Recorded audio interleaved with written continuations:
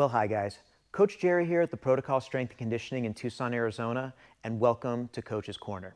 Today, we're going to be talking about one of my favorite topics, the squat. Actually, since we're talking, let's go ahead and take a rest. If you travel to underdeveloped parts of the world, you'll see little 80-year-old dudes just hanging out here in this position, resting, waiting for the bus, smoking a cigarette, playing cards with their buddies. The squat is the human chair. The opposite of standing is not sitting. The opposite of standing is squatting. The ability to do this is a very, very, very important part of our movement patterns. I'm also going to do this and turn sideways so you can see what a good squat position looks like. My back is fairly neutral. I'm sitting in a nice deep position, and most importantly, I'm not in any kind of pain or discomfort. So I wanted to shoot this video today to talk through some progressions if this is a challenging position for you to hold. And before we get started with all those, I want to talk about an important distinction. We recognize two different types of squats here at the protocol. Squat number one is squatting for mobility. The goal with a squat for mobility is to get as deep as humanly possible, inside of your range of motion, of course. Now, this should be a nice stretch. It should be a nice restful position to be in. If we're squatting for strength, I would not want to squat this deep because of what's happening with my tailbone and my lumbar spine. In other words, if I had a bunch of weight on my back or a really heavy kettlebell here, I would not necessarily want to or need to squat this deep.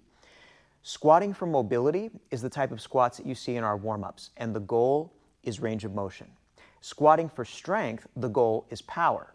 For those types of squats, the depth is probably something around here. Notice I am below parallel, but I'm still holding a very powerful position. And if I hold this for long enough, I'm going to start to feel a little bit of a burn in my legs as I'm holding this position. This is where I would hold maybe a kettlebell goblet squat, maybe a little bit of weight on my back. So squatting for power holds a very powerful position where you feel the burn in your thighs. Squatting for mobility is restful, like you could just hold it all day. So that's part one. The second thing that I want to talk about today is how to regress some of these movement patterns. So I'm going to set up some contraptions here around the gym just to show you how we can work with somebody who maybe has a very difficult time squatting. The purpose of this video is to take you through different steps. So let's say that you have a variety of aches and pains. There's some kinder, gentler ways to take yourself through some of these ranges of motion. The biggest concerns that you're going to have are probably something in your hips, your knees, or your ankles. So before I get into that, let's talk about a few things. We have to understand that all of us are built differently. I have very long legs and a very short torso. And also, I have freaky mobile ankles. I can actually touch my ankles together and my knees together, and I can still sink all the way down into a full deep squat. Now, just because I can doesn't mean I should. I mean, if you put a couple 100 pounds on my back, I'm not getting up from this position. Now, what God gave me in ankles, He took away in hips. I'm going to turn sideways, and I'm going to take my feet much, much wider, almost too wide for me, maybe what Louis Simmons calls proper squat width. I'm going to squat down in this position as deep as I can. Right about there. And you could sit on me, and I am definitely hitting a wall. I would not be able to go any lower in this position. So for me, my ideal squat position is slightly narrower than that. Oh, by the way, this very wide squat position, coming out of it, I get to generate a lot of power through my legs and my hips. So it's powerful, but it's not deep. My ideal squat position is actually somewhere in between. I'm narrow enough to be able to leverage my ankle mobility, but I'm also wide enough to be able to take advantage of the power that I can drive through my hips and my legs. Your results may vary, but one of the simplest ways to correct somebody's squat pattern is to adjust your feet and find the optimal squat position. And there are a couple of other ways to do it, and we're going to get to those next. One of the first squat regressions that we use in here is one of the variations from the Amosov squat sequence. It was named after the famous Russian cardiothoracic surgeon. When we have folks that really, really struggle squatting, the first thing that we want to take away is gravity. So we're going to lie them down on their backs. Now, normally I would be doing this like I would have one of these stretchy bands and I'd have them on a squat rack. I'm using a 48 kilo kettlebell. It's sturdy enough for this demonstration. I would not recommend doing this in your gym. I would definitely want to put the band on something that's even more sturdy than a 106-pound kettlebell, because you never know. The size of the band that you're going to use, you could end up doing something sketchy with that kettlebell. So I know that this is safe, so I'm just going to demonstrate here. What I'm going to do is I'm going to put my feet into the hand grips of this stretchy band, and I'm going to lie down on my back. The next thing I'm going to do is, without extending or flexing too much through my lower back, in other words, I'm going to engage my abs, and I'm going to pull my knees to my chest. Hold for just one moment, and then bring it back out. Now, when we're doing this with somebody, we're watching, number one, how far their knees can get to their chest. Number two, it will work your hip flexors and it will work your legs. You're going to feel a burn if you do enough of these. The other neat thing about it is you will notice if you took me and flipped me right side up, I am in a deep squat. My knees are sitting above my hip creases. So this is one of the first progressions that we use with new people to help teach them the mechanics of the squat. If we see them doing something weird with their feet or twisting or moving in a weird way, we can take a moment to correct it before we start to introduce gravity, in other words, turning them right side up, and have them work the squat pattern in that way. So by the time they're finished with this, they've established a good foot position, and they've also established good squat mechanics. So this is step one, the Amosov squat sequence. Once we've practiced the Amosov squat sequence, now it's time to start to introduce gravity in a kind and gentle way. So the next sequence is what we call either the supported squat or a squat with a suspension trainer. Now, I happen to have some suspension trainers here, but sometimes with folks, even the unsteadiness of a suspension trainer can be too much for their balance to handle. If that's the case, we'll use one of our squat racks, in other words, using like a fixed surface, like something to hold on to that's sturdy. I'm going to demonstrate both versions here using the Jungle Gym. What I'm going to do is I'm going to take a firm grip, and I want to set myself up to where the Jungle Gyms are fairly close to my body. In other words, if I stand too far back, when I come down, my hands are going to extend and I'm going to reach too far forward, and that's not going to be good. So by the time we're here, we've already determined what their ideal squat width is on their feet. And we've also established some ground rules when we did the Amosov squat sequence. For example, when you come down, the knees always track right over your toes. I'll talk more about that in just a second. So a supported squat is going to look like this. Inhale down, exhale up. I'm actually going to take a tiny step back here so it looks a little bit better.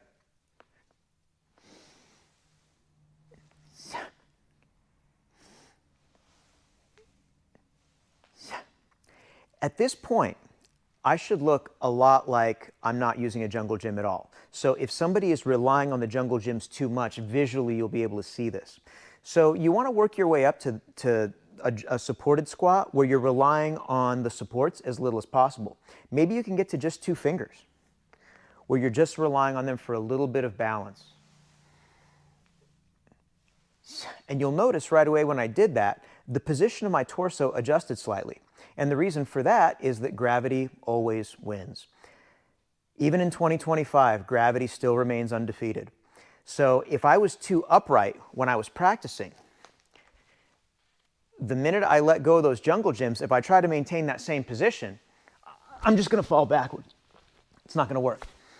So there will be an automatic adjustment with the torso.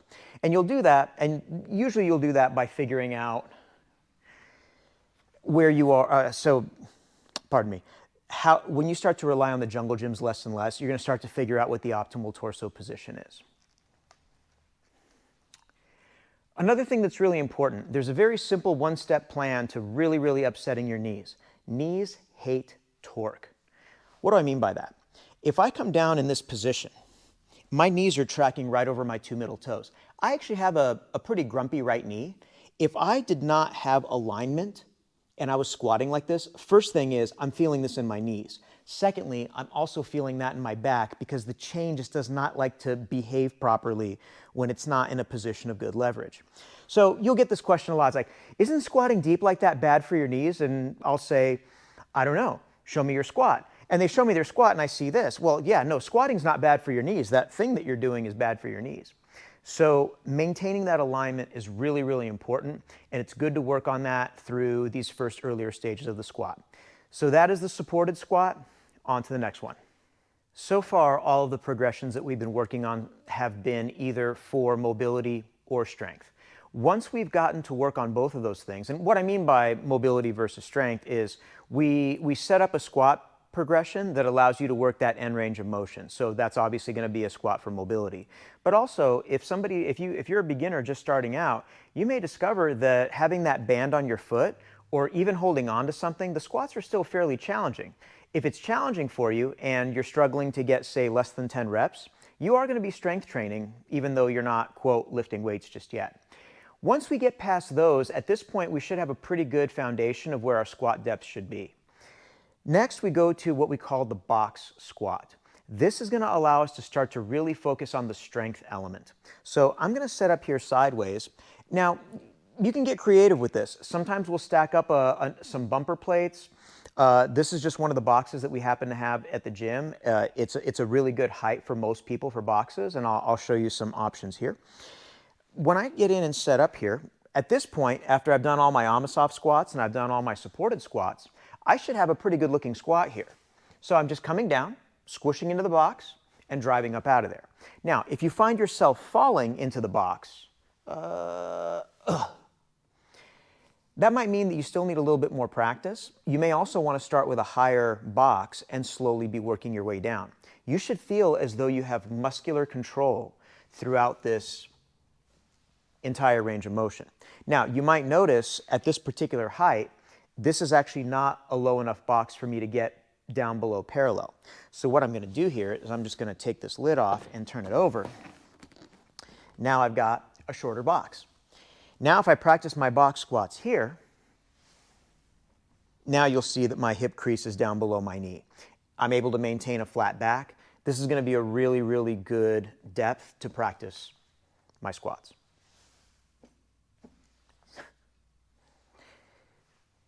So that is the box squat. One of the big things that ails people in the squat is a lack of ankle mobility.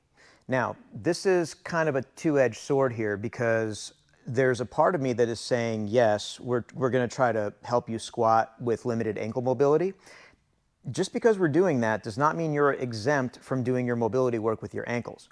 But what I've noticed with folks is when we come out here and I have them squat, so as you guys know, we're huge advocates of either training barefoot or training in very flat shoes.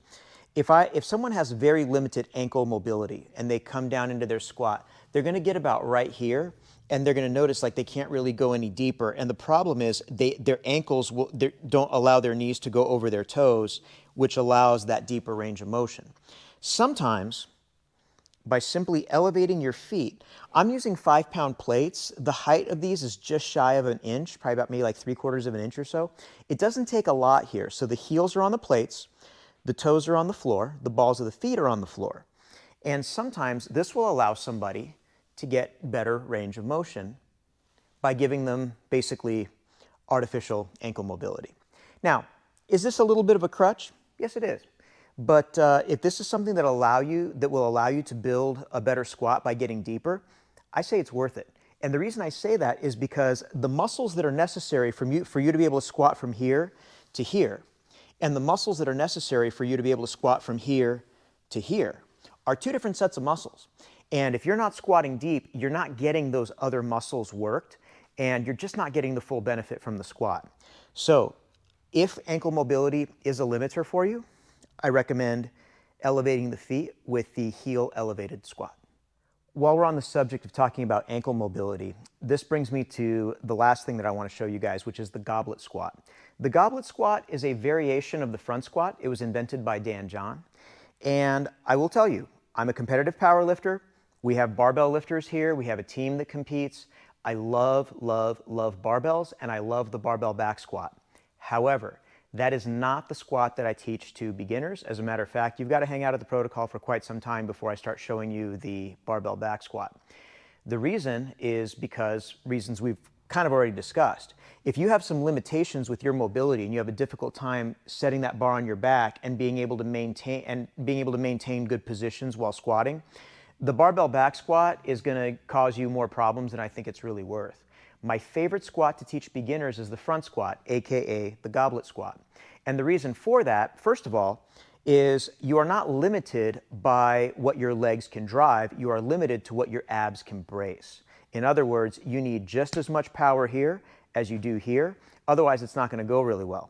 The other thing is it's just safer. So let's pretend like this kettlebell was way too heavy of a weight for me. If I pull that bell up into the goblet position and I try to squat, and it's too heavy, it's going to look like this.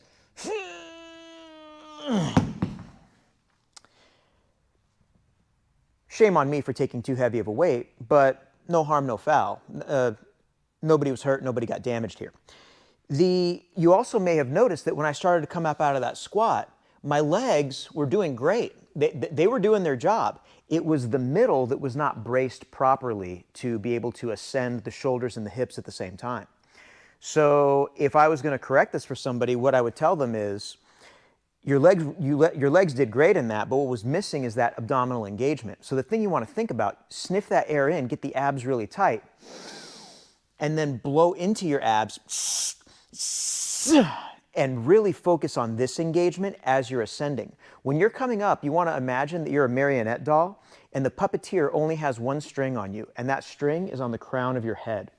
So when you come down, the puppeteer has no strings on your hips, so this cannot happen. The puppeteer is just going to draw from the crown of the head and pull you straight up. So, puppeteer only has one string, lots of abs. That will help correct